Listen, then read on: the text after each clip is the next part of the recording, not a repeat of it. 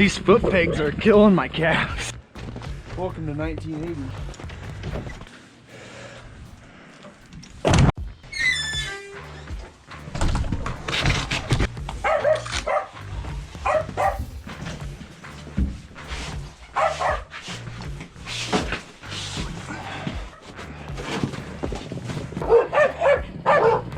Dude, these grips are comfortable. I love my grip.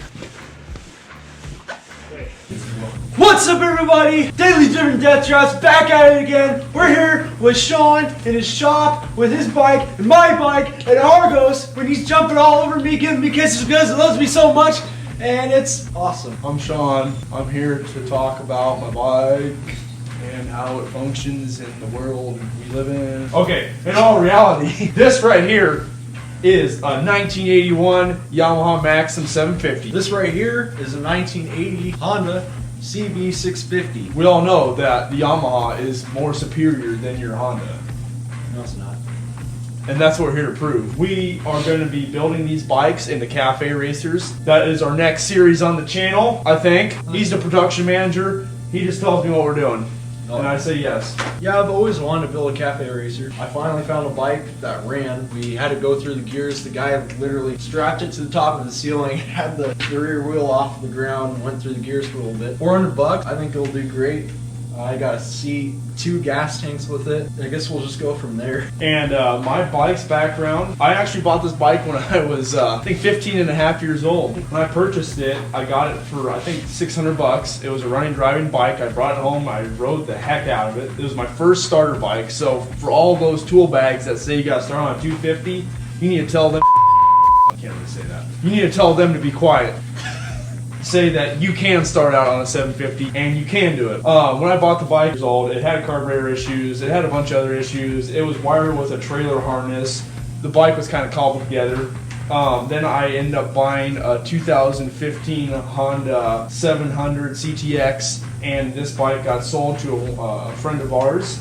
He was riding behind me one time, and him and his girlfriend actually kicked out on some gravel and laid out on the ground, and after that the bike kind of just it sat in his shop for a couple months, and I said, hey, I'd like to buy it back just because sentimental value, and I bought it back, and I think I gave him about $400 back for it. I sold my Honda CTX. Now it hasn't ran for about 3 years, so that's where I'm at. I don't have sentimental value at all. I just bought it. He'll probably put more money in than me because I'm a college student still. He makes way more than me.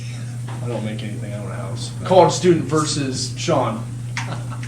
So pretty much what's going to happen here is we are both going to spend copious amounts on So what's going to happen here is we're both going to spend copious amounts of money on 2 pretty much Manila bikes that when we're done are going to cost to buy, if you really want to do, probably $1,500, and I'm going to probably spend upwards of $2,000. So investments. Fun? Yeah. So 1, 2, 3.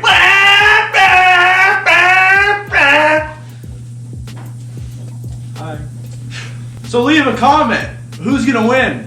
The Yamaha or the Honda? And also, other than your comment, subscribe, because we only have 32 right now. We need more subscribers. So we can afford projects. Please. Mostly food. It's really fun. We do it for fun. We impress for fun. Yeah. We don't do it for subscribers. We do it to inspire. Inspire. Inspire! We want to inspire you to go out there and do stuff other than sitting on your couch and playing video games or watching TV. And eating potato chips. Yeah, potato chips are bad for you.